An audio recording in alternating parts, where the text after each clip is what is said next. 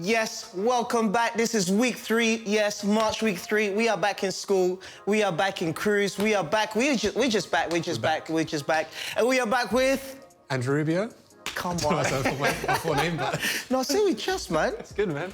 Well, Andrew Rubio. There you go. Come on, Rubio. I'm back. That's blonde in Spanish, isn't it? Blonde, yeah.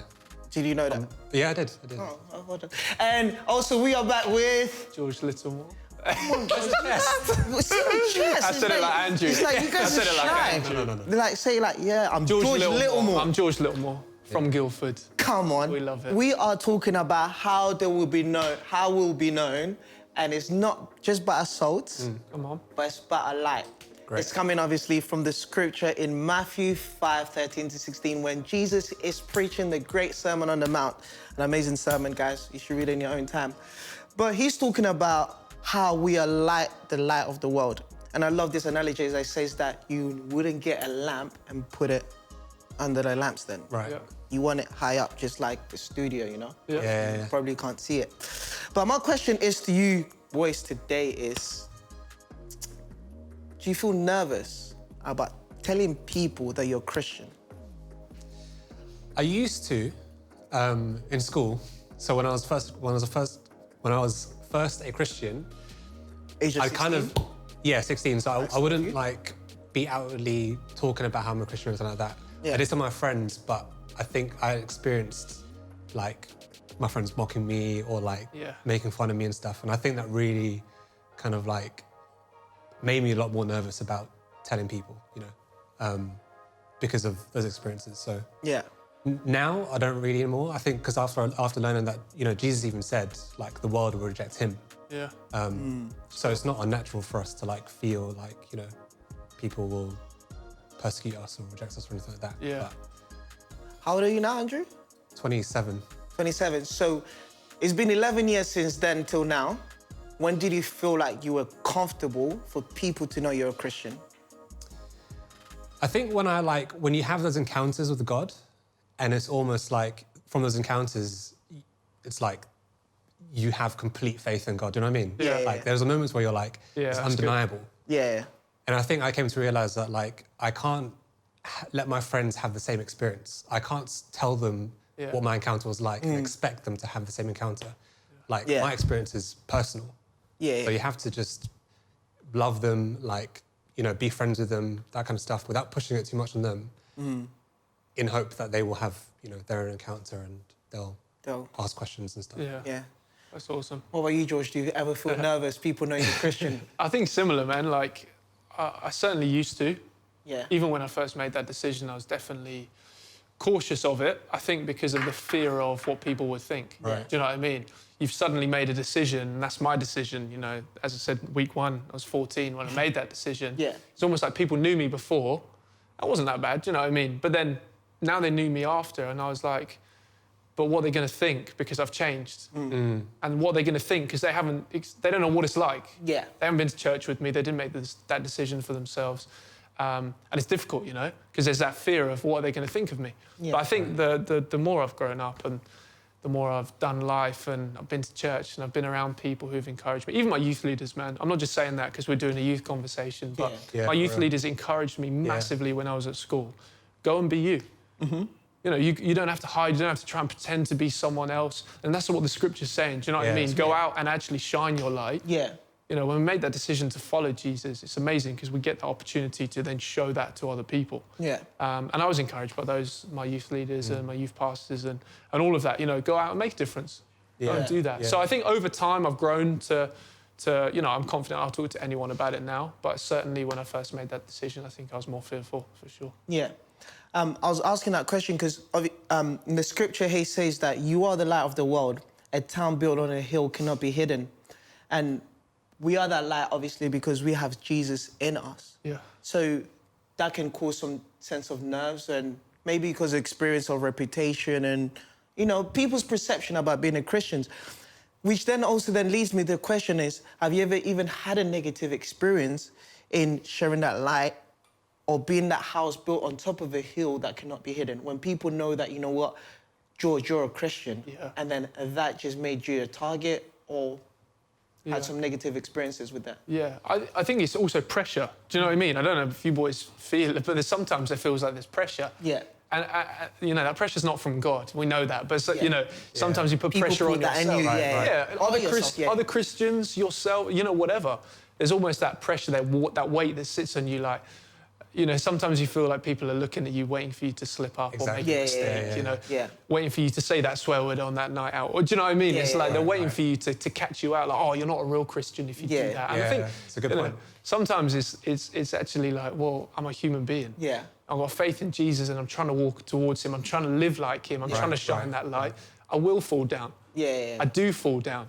You know, and that's where... I don't expect that from us. 100%. Or just humans in general, let alone a Christian, because you say that there's this and that, so why have you done this? Yeah. But there's also misconceptions as well when it comes to, like, religion versus relationship. Do you know what I mean? Yeah. You know, even from other Christians, that could be very much talking about it from a religious standpoint. Like, you've got to do X, Y, and Z for then God to love you. And it's like, you know, that's not the relationship we have with Jesus. That's not the relationship the Bible teaches us, you know? So sometimes there's that added pressure as well. That's true. Have you had any negative experiences? People knowing you're a Christian? Yeah, I mean, like even when I was talking about going to summer camp when I was a youth, like my friends in school would make fun of me for going to like a camp, like a church kind of thing. But you know, when Paul says that like God's power is made perfect in our weakness, I think it's Paul said that. Yeah.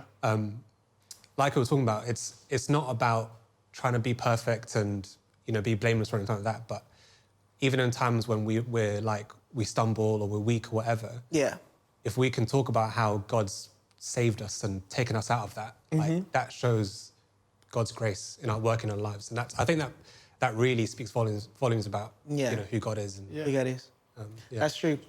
I remember when I was in football academy, it was so funny. So it was 18.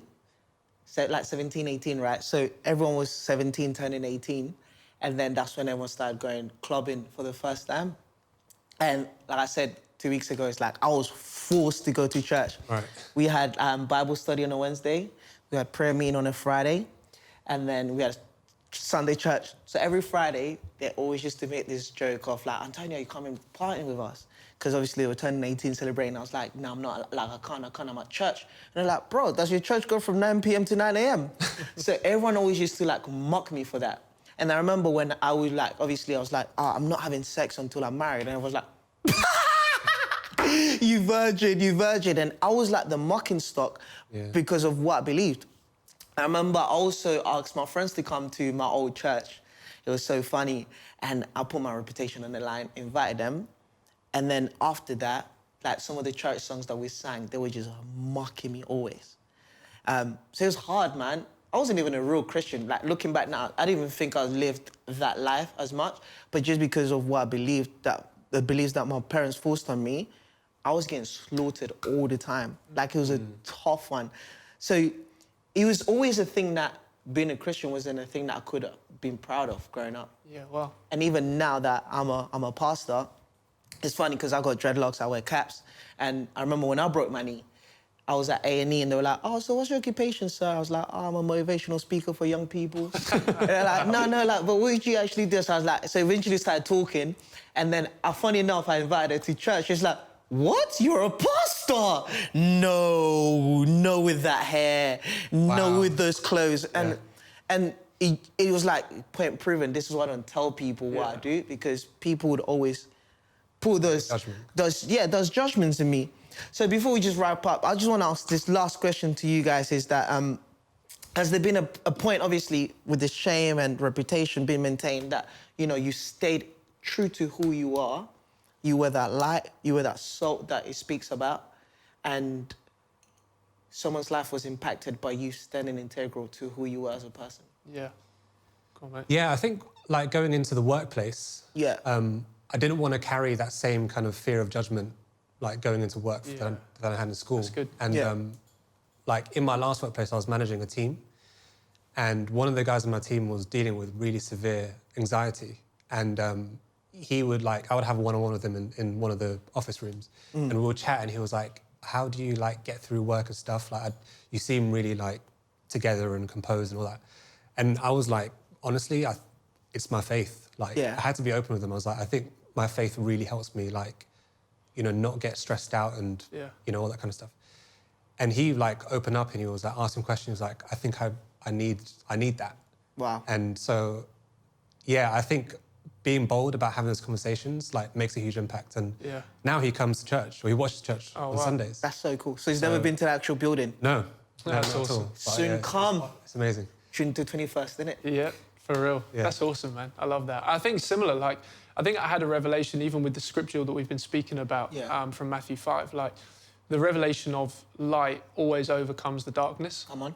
Yeah, absolutely. You know, when you think of a light bulb, you turn it on and all the darkness disappears. Yeah. And I think when you have that revelation of that's me, and that's when I'm going into my school, my workplace, it's powerful because you know that you're going to come out victorious. Do you know what I mean? Yeah. It's not like you need to go into your school with shame, or you need to go into your workplace, you know, knowing that you're different and that be a bad thing.